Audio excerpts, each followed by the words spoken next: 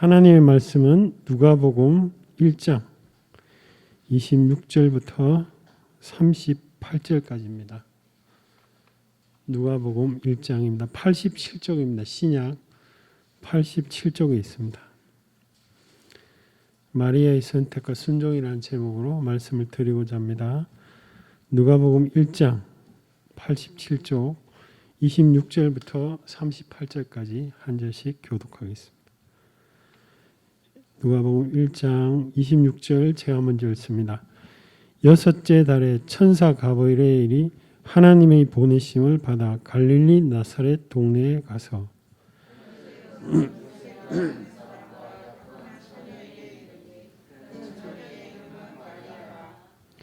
그에게 들어가 이르되 은혜 받은 자여 평안할지어다 주께서 너와 함께 하시도다 하니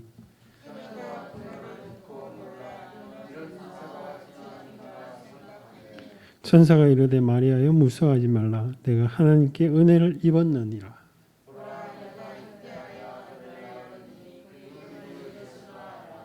그가 큰 자가 되고 지극히 높으신 이의 아들이라 일컬어질 것이요 주 하나님께서 그 조상 다윗의 왕위를 그에게 주시리니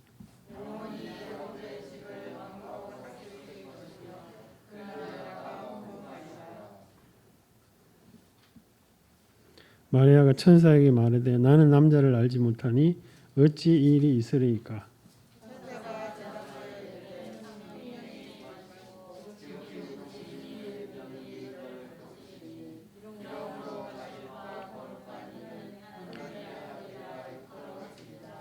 보라 내 친족 엘리사벳도 늙어서 아들을 배웠느니라.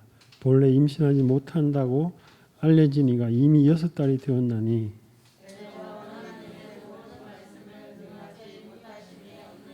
같이 읽겠습니다. 마리아가 이르되 주의 여종이 말씀대로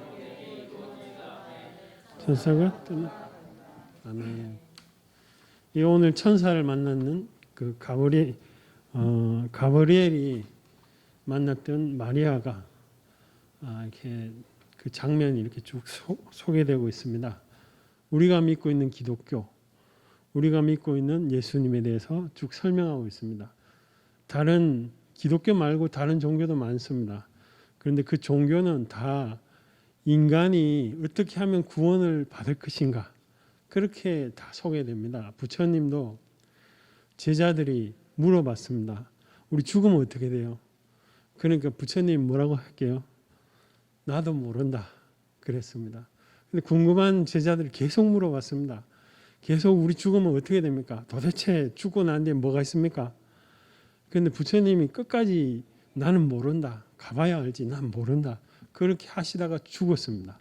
근데 많은 사람들이 알기를 유네스로 알고 있죠. 이렇게 좋은 일 하면 더 좋은 세상에 태어난다. 이건 힌두교의 가치관을 후대에 이렇게 적었는 겁니다. 부처님이 가르친 게 아니고. 이슬람도 이렇게 크게 종교인데 거기도 내가 곧 길이고 진리다. 나를 믿으면 된다. 라고 하는 건 없어요. 어떻게 하면 구원을 이루어 줄 수 있다. 그런 가치관들입니다. 그런데 여기 성경 말씀은 전혀 다른 이야기를 하고 있죠. 32절 말씀 같이 다시 한번 읽어볼게요. 시작. 그가 큰 자가 되고 지극히 높으시니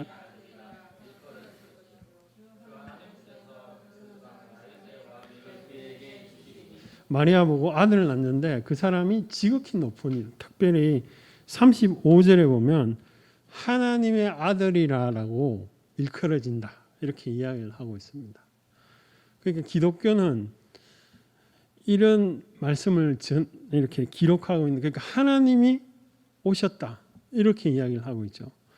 예수님 태어나기 전에는 감히 신이 인간이 되어서 올 것이다. 이렇게 말한 종교는 단 한 군데도 없습니다. 그런 문헌이 나오지가 않아요. 없어요. 하나도 없어요. 그럼 뭐냐? 하나님이 직접 보냈기 때문에 사람의 생각에서 완전히 다른 이야기를 하고 있죠. 왜 그러냐? 사람이 만든 게 아니기 때문에 그렇습니다. 다른 종교는 다 사람이 능히 이렇게 하면 구원을 이룰 수 있다라고 이야기를 하고 있어요. 사람이 누구든지 생각을 해낼 수 있는 범위 안에 있습니다. 카톨릭도 예수 믿어가 천국 가는 게 아니에요. 착한 일 많이 하면 그 덕이 쌓여가지고 구원에 이룰 수 있다. 이렇게 이야기를 하죠. 사람이 생각이 그럴 수 있죠. 그런데 우리가 믿고 있는 이 성경책에 기록된 예수님, 기독교는 그렇지 않습니다. 사람이 생각하고 전혀 사람이 이렇게 종교를 이렇게 만들 수가 없어요. 그게 뭐냐? 다른 말로 하면 하나님이 직접 계시한 종교죠. 직접 진실로 만든 종교입니다. 거기에 대해서 마리아의 반응을 좀 살펴보겠습니다. 마리아가 처음에 이렇게 이야기를 하죠. 하나님의 평안이 너와 함께한다. 28절에 그렇게 할 때 29절 말씀 한번 읽어보겠습니다. 시작.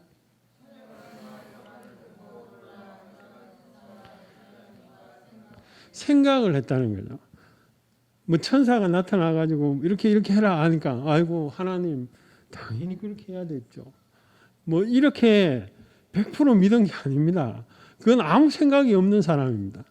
하나님 천사가 비록 나타났다 할지라도 이게 무슨 말이냐 이렇게 생각을 해보는 겁니다. 우리 기독교는 우리가 믿고 있는 예수님은 굉장히 인격적이고 우리를 인도하시고 이끌어 가시기 때문에 우리의 생각이 굉장히 중요합니다. 이스라엘 백성들도 생각해 보십시오. 홍해를 갈랐잖아요. 홍해. 그 강물, 그 큰 거를 가르는 거는 사람은 불가능한 일이죠. 그걸 다 지나가니까 쫓아오던 애굽은 다 물에 또 빠져가지고 탁 다쳐가 다 죽어요. 그걸 본 사람들이 어떻게 하나님을 배신할 수 있습니까?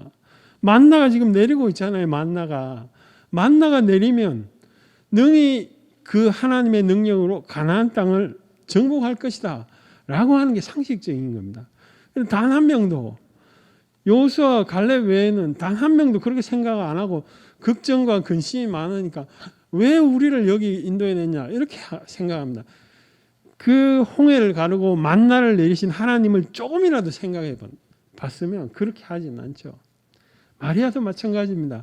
생각을 해봤습니다. 그리고 두 번째로 뭐냐?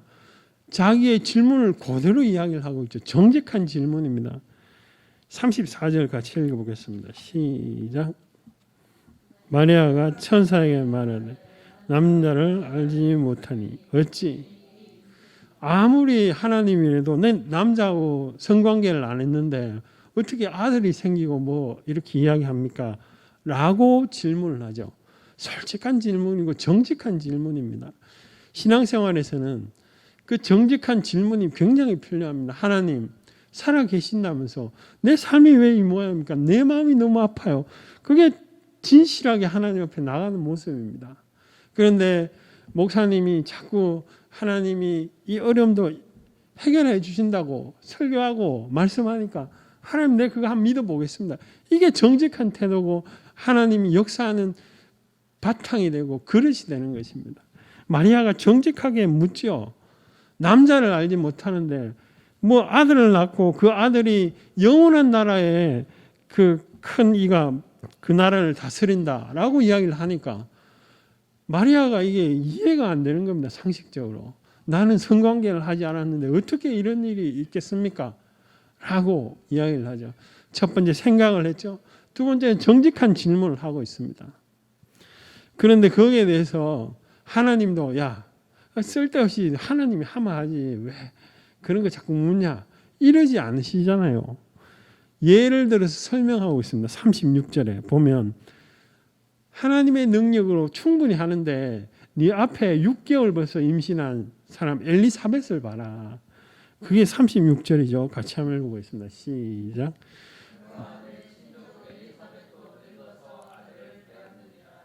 본래 임신하지 못한다고 알려지니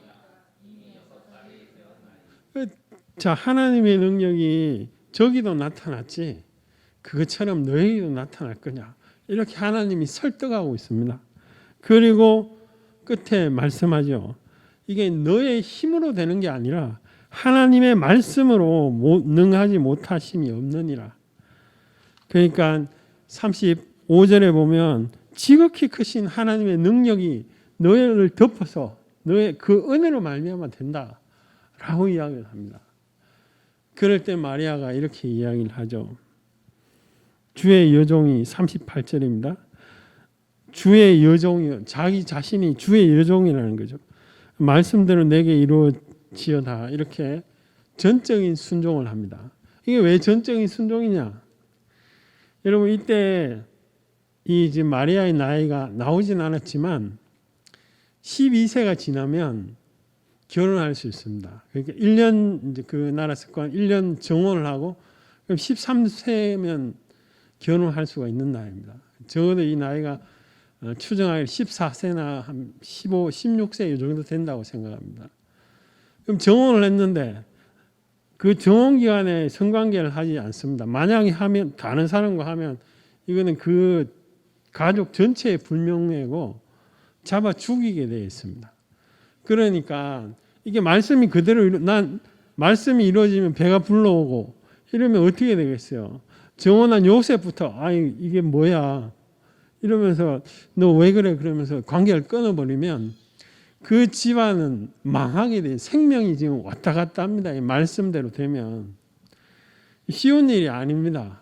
그냥 마리아가 38절에 주의 여종이오니 말씀대로 내게 이루어지이다. 이거는 상당한 생명을 걸어야 되는 말씀입니다. 함부로 말을 못해요. 왜냐하면 벌써 정혼자가 있는데 배가 불러오고 있어. 배가 불러 너 왜 그 아기를 가졌어? 성령님이 이렇게 해가지고 이런 말씀 이러면 상대방이 믿겠습니까? 상식적으로 이게 말이 되냐? 너 안 피워가지고 했으면서 지금 거짓말하고 있지. 당장에 이럴 확률이 많지. 하나님의 은혜가 정말 놀랍구나. 이런 반응을 하기가 쉽지 않습니다. 마리아 입장에서 볼 때는 쉬운 일이 아닙니다. 그렇게 하나님을 꼭 붙잡고 이렇게 하는 게 쉬운 결정이 아닙니다. 그럼에도 불구하고 마리아는 순종합니다. 왜? 자기를 주의 여종이라고 하잖아요.